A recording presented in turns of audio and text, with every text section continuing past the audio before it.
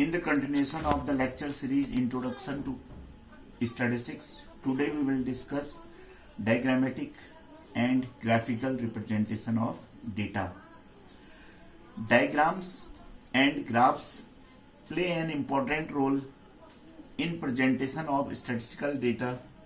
They are also helpful in conveying the significance of the data quickly.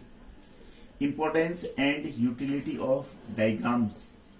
The following are the points which reflect the importance and utility of diagrams. Number first, diagram give a bird's eye view of complex data. Next, they have long lasting impression. Next, easy to understand even by a common man. They save time and labor. They facilitate comparison. Next topic is types of diagrams. The following are the common diagrams: one-dimensional diagrams, two-dimensional diagrams, pictograms or pictorial diagrams, and next or last, cartograms or maps. One-dimensional diagram. In this type of diagram, we consider only one-dimensional, and these are in the shape of lines or bars. Accordingly, we call them line diagram or bar diagram. A bar can be drawn either to a common horizontal base or vertical base. Vertical bars on horizontal base are more popular, and proper comparison can be made by them. If we plot a diagram, then always be kept in mind that the independent variable in always be in x-axis. This type of diagram is called simple bar diagram if vertical line is baseline, and this type of diagram is called simple bar diagram if horizontal line is baseline. This is simple bar diagram. Next, multiple bar diagram. These types of bars are very useful for direct comparison between two or more independent quantities. Two or more bars in different sets for different series but for the same period are drawn together on a common scale. This type of diagram is called multiple bar diagram. Next, subdivided bar diagram. When a given quantity can be broken in parts, all the parts with the total can be shown by means of subdivided bars. This is done by dividing a single bars into several parts representing various subdivisions of the given aggregates. This type of diagrams is subdivided diagrams. Next, percentage bar diagram. Subdivided bar diagram may also be constructed on the basis of percentage. These type of diagrams are very useful for depicting and related changes In this case, all the bars are taken of equal length, that is 100. Next topic is two-dimensional diagrams or area diagrams. In two-dimensional diagrams, we consider length as well as width of the geometrical figures. These diagrams are also called area diagram because the area of the geometrical figure is taken into consideration. The diagrams which are commonly used are as given below. Number first, rectangular diagrams, square or circle diagrams, and pie diagrams. Number first, rectangle diagrams. Rectangles are two-dimensional diagrams in which length and width are considered. The length and width of each rectangle may vary and therefore their area will also vary. Next, square and circle diagram. When the difference between the proportion of two quantities is very large, rectangle diagrams are not very convenient.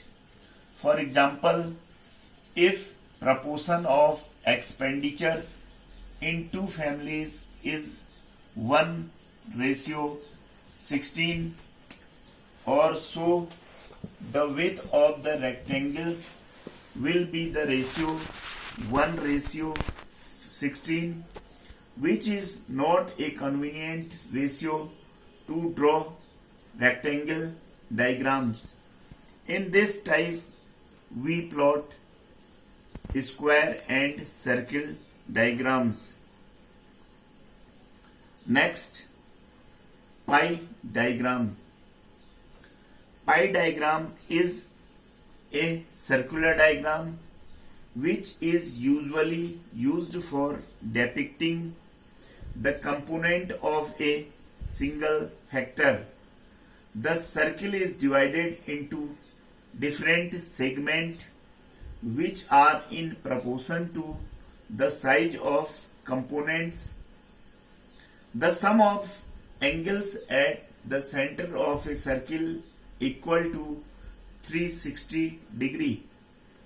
The angle made at a particular observation is equal to frequency at that level divided by total frequency into 360 degree. This type of diagram is called pie diagrams. Next diagram is called pictograms or pictorial diagrams. Pictograms are known as non-dimensional diagrams. In pictograms, the data are represented by the pictures of the items to which the data pertain. For example, the production of cycle is shown by cycle, milk, etc. Next,